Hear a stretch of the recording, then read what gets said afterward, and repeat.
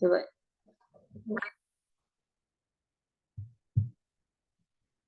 Langsung aja. Bismillahirrahmanirrahim. Assalamualaikum warahmatullahi wabarakatuh. Perkenalkan, nama saya Nadifa Fauzia. Saya selaku moderator yang akan memandu jalannya presentasi kita pada siang hari ini. Sebelumnya, perkenalkan kami dari kelompok 2A yang akan mempresentasikan mengenai analisis keaktifan mahasiswa jurusan Matematika Fakultas MIPA Universitas Tadaloko dengan metode Mann-Whitney. Sebelumnya ada pun anggota kelompok kami yaitu Dewi Liviana, Dea Ameliani, Fatima Aulia, Felizari Safitri, saya sendiri Nadifa Fauzia, Rendika Popi, Rusnina Saharani, Sinta Trilestari, dan Wahyudri Safira Putri.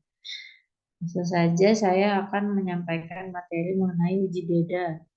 Uji T merupakan bagian dari statistik inferensial parametrik dan diperlukan untuk mendeteksi adanya perbedaan mean antara dua kelompok sampel. Pada uji T, data yang diolah berjenis skala interval atau rasio. Data berupa nilai atau skor yang dianalisis menggunakan uji T merupakan data yang diperoleh dari populasi yang berdistribusi normal. Jika ada kelompok data yang dianalisis tidak terdistribusi normal, uji T atau uji beda-beda dapat dilakukan dengan menggunakan statistik non-parametrik. Uji T dapat digunakan untuk penelitian eksperimental dan non-eksperimental. Teknik analisis uji T atau t-test digunakan untuk menguji perbedaan dua mean. Sehingga dengan melakukan uji beda, maka dapat mengetahui hasil dari hipotesis yang disajikan di awal penelitian.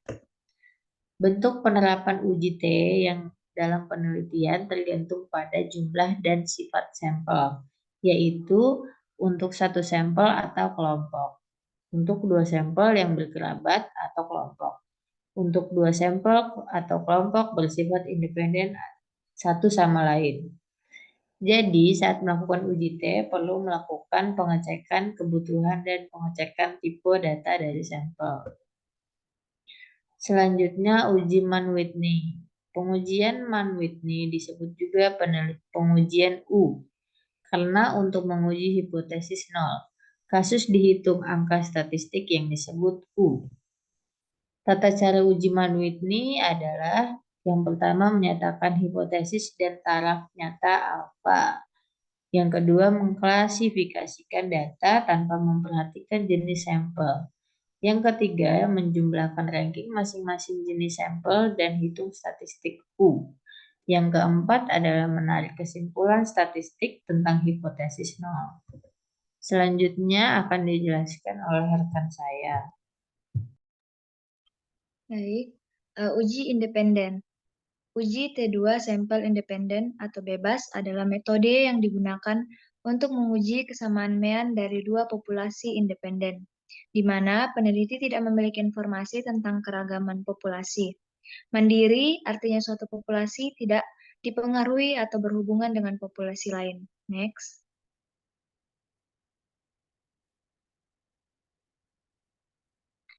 Situasi di mana peneliti tidak memiliki informasi tentang keanekaragaman populasi mungkin merupakan situasi yang paling umum terjadi dalam kehidupan nyata. Oleh karena itu, secara umum uji T atau satu sampel, dua sampel mandiri atau berpasangan merupakan metode yang paling sering digunakan. Next.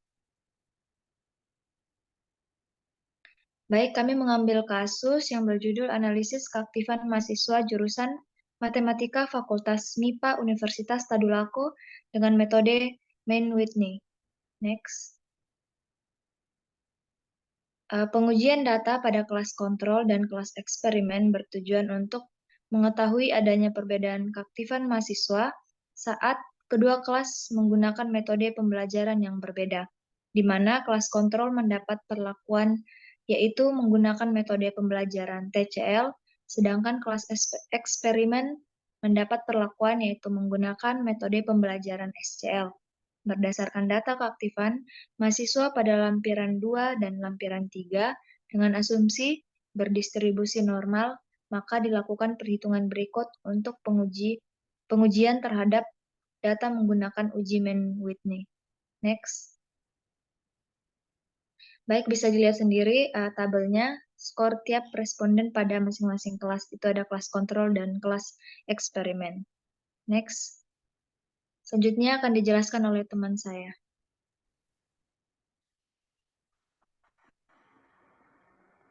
Baik, di sini ada penyelesaian.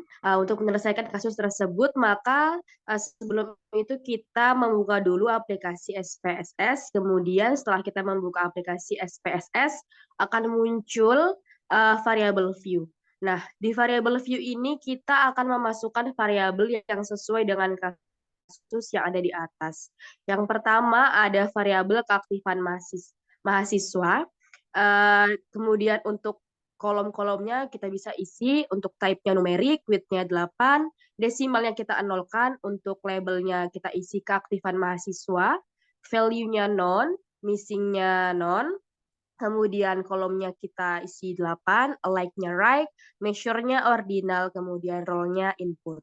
Kemudian untuk variabel yang kedua ada kelas, kemudian untuk kolom type-nya kita isi numerik, untuk width-nya kita isi 8, desimalnya kita nolkan, labelnya diisi kelas, kemudian value-nya berbeda dengan variabel sebelumnya, di mana untuk value di kelas ini kita masukkan kode, di mana untuk kode nomor 1 itu kontrol, kemudian untuk nomor 2 itu eksperimen, kemudian oke, kemudian lanjut ke kolom selanjutnya yang missing itu non, kolomnya 8, like-nya right, measure-nya ordinal, kemudian role-nya input.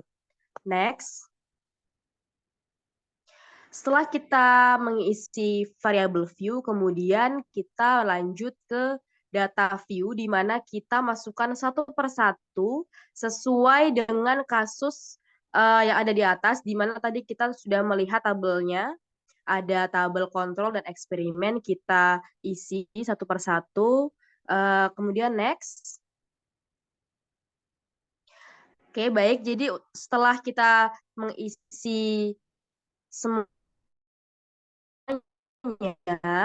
kita pilih analyze, kemudian kita pilih descriptive statistik, kemudian di situ ada kita pilih explore. Next.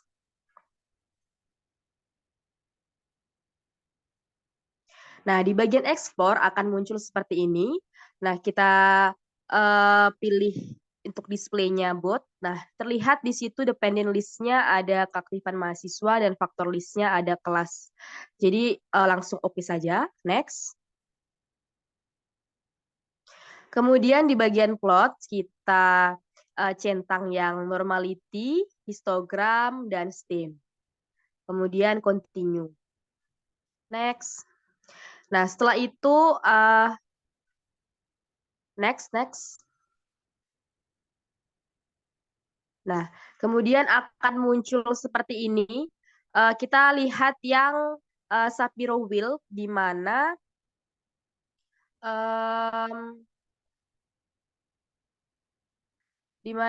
di Shapiro Wheel itu, karena respondennya kurang dari 50, maka sign-nya yang bagian eksperimen itu hasilnya 0,034.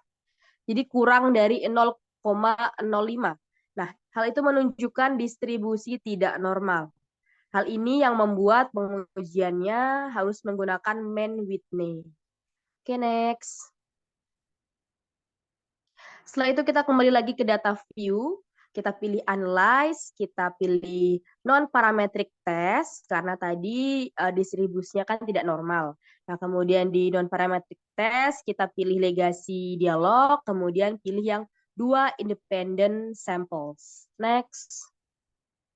Kemudian akan muncul seperti ini, kita centang yang Mann-Whitney U, kemudian di bagian tes variabelnya diisi keaktifan mahasiswa, terus grouping variabelnya kita klik, kemudian oke, next. Kemudian akan muncul seperti ini, kita isi grup satunya 1, grup 2-nya 2, kemudian continue. Oke, kita pilih oke. Nah, akan muncul seperti ini. Jadi hasilnya bisa dilihat di bagian asim side to tail, yaitu menunjukkan angka 0,000.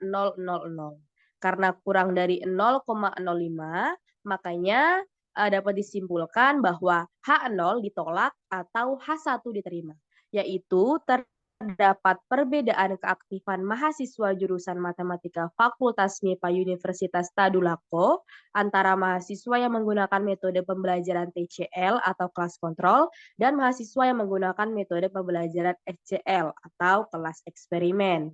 Next.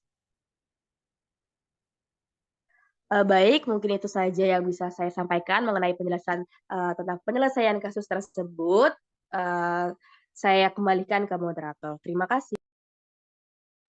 Baik, sekian dari presentasi yang bisa kami sampaikan. Jika ada lebih kurangnya kami mohon maaf.